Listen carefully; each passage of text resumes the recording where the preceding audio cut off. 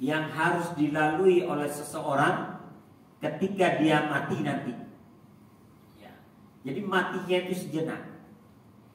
Dan tidak ada seseorang dari kita yang bisa menjamin bahwa kita akan hidup 1000 tahun lagi.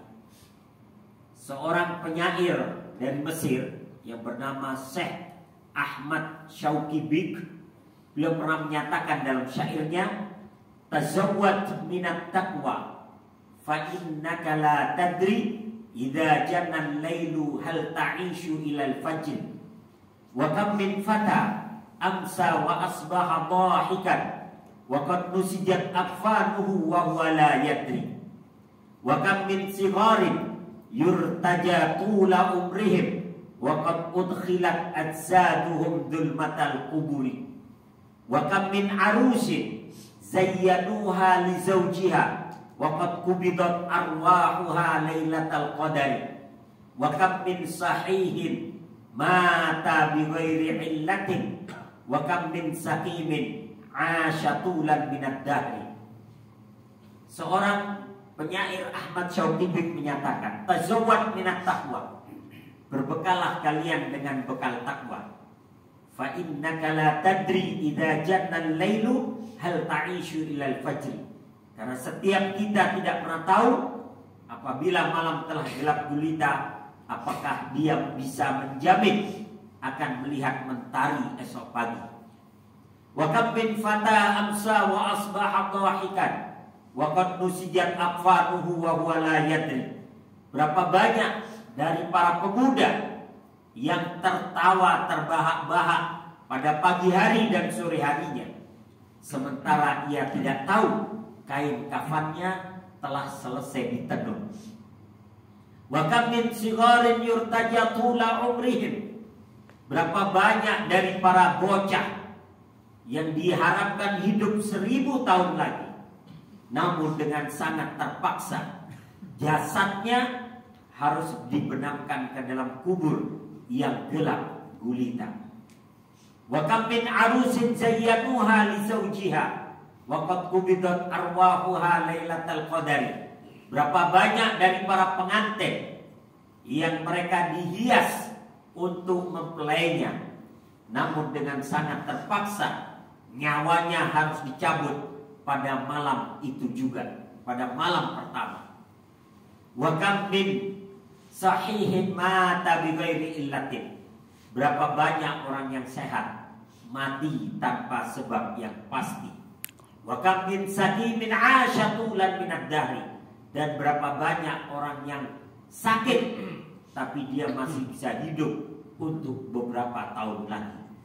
Maka dari syair ini kita bisa mengetahui bahwa yang namanya mati tak pernah mengenal tanggal. Yang namanya mati tak mengenal tua ataupun muda. Yang namanya mati tak mengenal dia pejabat ataupun rakyat. Yang namanya mati tidak mengenal dia bahagia atau sedang sengsara. Yang namanya mati tak mengenal kaya ataupun miskin. Yang namanya mati juga tak pernah mengenal dia sedang bersenang-senang atau sedang bersedih. Maka setiap kita, setiap saat harus senantiasa waspada. Maka tiap kita keluar dari rumah, senantiasa kita berdoa, Bismillah tawakkaltu 'alallah wala haula wala quwwata illa billah. Maka perjalanan panjang setelah kematian setidaknya ada 13 fase. Fase yang pertama adalah fase alam barzakh. Di alam barzakh ini kita bisa ribuan tahun, ratusan tahun, atau puluhan tahun, tergantung sejauh jarak mana antara dengan saat dikuburnya dengan tibanya kiamat. Fase yang kedua adalah fase peniupan sangkakala. Jadi setelah bertahun-tahun, ribuan tahun, ratusan tahun kita menanti datangnya kiamat, di alam barzakh kita menunggu, maka setelah itu fase yang kedua adalah fase peniupan sangkakala. Dihancurkannya dunia ini dengan tiupan sangkakala yang pertama. Kemudian kata Rasulullah akan ditiupkan kembali sangkakala yang kedua, di mana Allah akan mengumpulkan tulang ekor dari semua makhluk yakni manusia dan jin. Dari manusia pertama sampai manusia terakhir. Setelah itu Allah akan turunkan seperti embun di atas tulang-tulang ekor itu. Kemudian ditiupkanlah sangkakala yang kedua, maka manusia bangkit berdiri. Maka itulah fase yang ketiga, yakni fase al-ba'ts, fase kebangkitan, di mana dari manusia pertama sampai manusia terakhir akan berdiri kembali. Berapa tahun lamanya mereka berdiri, bangkitnya hanya Allah yang tahu. Maka manusia dan jin akan kembali berdiri. Hanya saja jiwanya adalah jiwa kita, cuman jasadnya sudah berbeda. Kalau jasad di dunia ini kita punya meludah, beringus, pipis, buang air, maka nanti jasad berikutnya kita tidak buang air, tidak lagi pipis, ya. Tapi kita tetap merasakan sakit, panas dan sebagainya. Nah, ini fase yang ketiga, fase kebangkitan. Maka fase yang keempat adalah fase padang mahsyar, di mana semua manusia dan jin akan dikumpulkan di padang mahsyar. Kata Rasulullah SAW, padang mahsyar itu adalah tempat yang datar, putih seperti roti, ya. Dan kalian akan berdiri di padang mahsyar selama kurang lebih 50.000 tahun lamanya. Allahu Akbar. Jadi Pak, kita berdiri di padang mahsyar itu lebih lama daripada kehidupan kita di dunia. Allahu Akbar. Di dunia paling 60-70 tahun. Ada yang 80 tahun. Jarang sekali yang sampai 100 tahun. Maka berdirinya kita di padang mahsyar, kata Nabi, selama 50.000 tahun lamanya. Di bawah terik matahari yang menyengat. Bahkan kata Nabi, jarak matahari dengan kalian itu sekitar 1 dhira'. 1 dhira' itu dalam bahasa Arab ada 3 artinya. 1 dhira' itu bisa berarti sejengkal, bisa berarti 1 hasta atau sekitar 1 meteran, atau 1 dhira' itu sekitar 3 kilometer.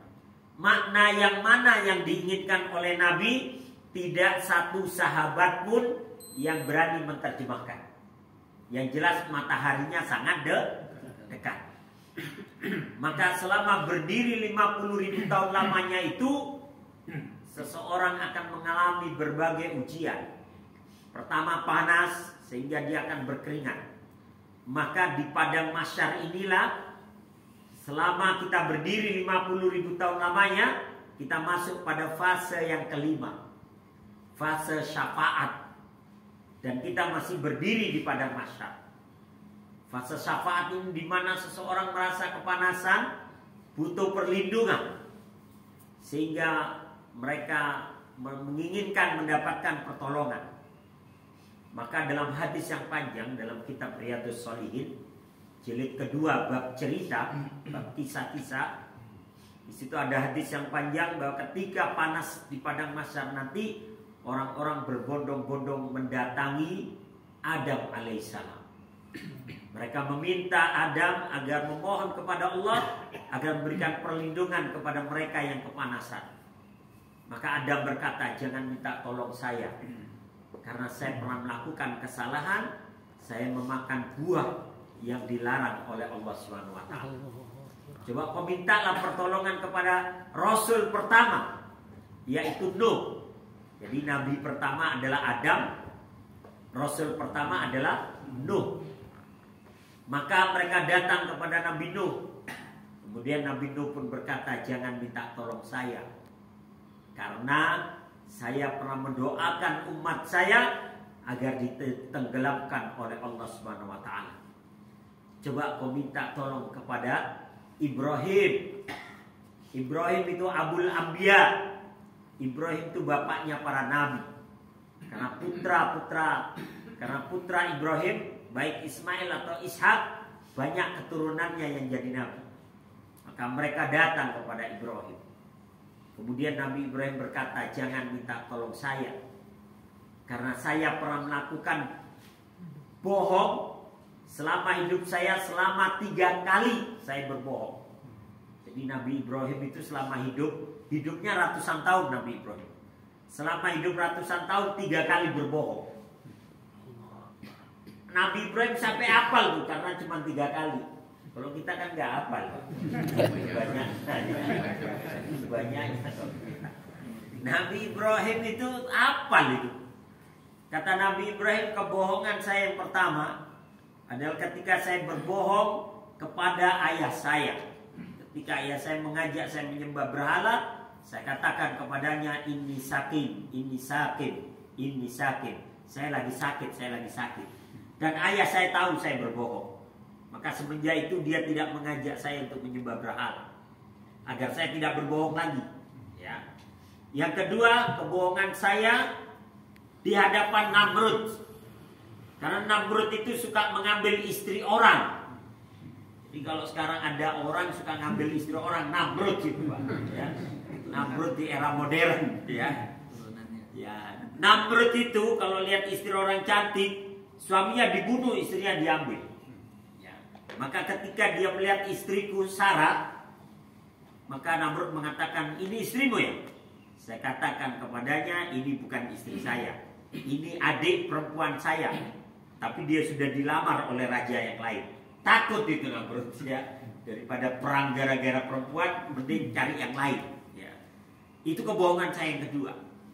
Kemudian kebohongan saya yang ketiga ketika saya menghancurkan patung-patungnya Namrud. Kemudian saya ditangkap dan saya ditanya, kamu ya yang menghancurkan patung-patung saya? Maka saya katakan bukan saya, tapi patung yang paling gede. Kampaknya saya kalungkan pada lehernya. Dia itu yang menghancurkan. Maka Namrud marah. Kamu bohong ya? Mana ada patung bisa menghancurkan semuanya ini? Maka saya katakan udah tahu nggak bisa apa-apa kau perlu sembah. Ya? Maka itulah kebohongan saya yang ketiga. Jangan minta tolong saya, kata Nabi Ibrahim. Coba kau minta tolong kepada Musa. Karena Musa itu orang yang diajak bicara langsung oleh Allah Subhanahu wa taala. Mereka datang kepada Musa dan Musa berkata, jangan minta tolong saya. Karena saya pernah mukul orang sampai mati. Ya. Coba kau datang kepada Isa.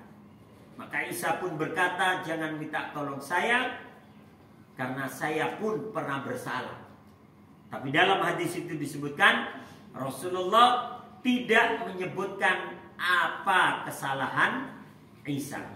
Jadi Isa tidak menyebutkan kesalahannya. Tapi kemudian Isa berkata, cobalah kau datang kepada Muhammad. Karena Muhammad sallallahu alaihi wasallam dia adalah khataman nabiyyin. Dia adalah penutup para nabi. Maka mereka datang kepada Rasulullah. Kemudian Rasulullah sujud di hadapan Allah lama sekali. Sehingga Allah menyatakan, angkat kepalamu wahai Muhammad, dan berikan syafaat siapa saja yang kau kehendaki. Maka Rasulullah berikan syafaat kepada umat-umat terdahulu dan kepada umatnya juga.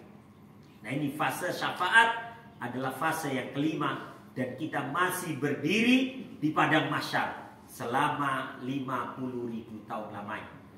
Kemudian fase yang keenam adalah fase hisab. Dan kita masih berdiri di padang mahsyar. Fase perhitungan amal. Setelah fase perhitungan amal, maka masuk fase yang ketujuh. Adalah fase pembagian catatan amal. Maka catatan amal akan dibagikan. Ada yang mengambil catatan amalnya dengan tangan kanannya. Ada yang mengambil dengan tangan kirinya. Kemudian fase yang ke-8 adalah fase mizan, fase timbangan. Maka catatan amal itu akan dibagi dua. Catatan amal baik dan catatan amal buruk.